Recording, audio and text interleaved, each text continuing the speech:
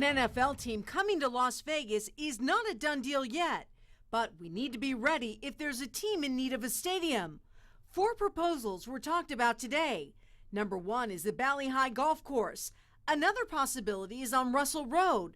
There's also the Fertitta site, and on the other side of the map, the UNLV option. 13 Action News reporter Brian Callahan has more on the locations and your safety. For some time, this committee has been discussing where to put the stadium and how to pay for it. But for the first time today, they started discussing how to pay for more officers to protect the 65,000 people that would come 8 to 10 times a year. And I believe a $12 million infusion within the resort corridor would get me to where I could provide an increased level of safety. The sheriff told the committee for that amount of money, he could add an additional 82 officers to the Strip and downtown area to protect tourists.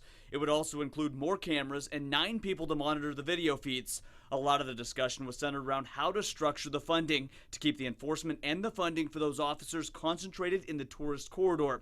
The sheriff said he's hopeful that the potential NFL stadium could lead to a safer experience for everyone. Any revenue associated with anything for our economy would mean an increase in police officers to provide that safety. Next month, the sheriff's being asked to talk to the committee about how his special tax district surrounding the Strip and downtown is different than the more cops tax that has been discussed in the past. Brian Callahan, 13 Action News. And at 13 Action News, Rasmussen poll found that 55% of Clark County residents do not support spending $500 million in public funding on the stadium. Las Vegas Sands responded by saying that's because they do not understand that the funding will come from room taxes paid by tourists.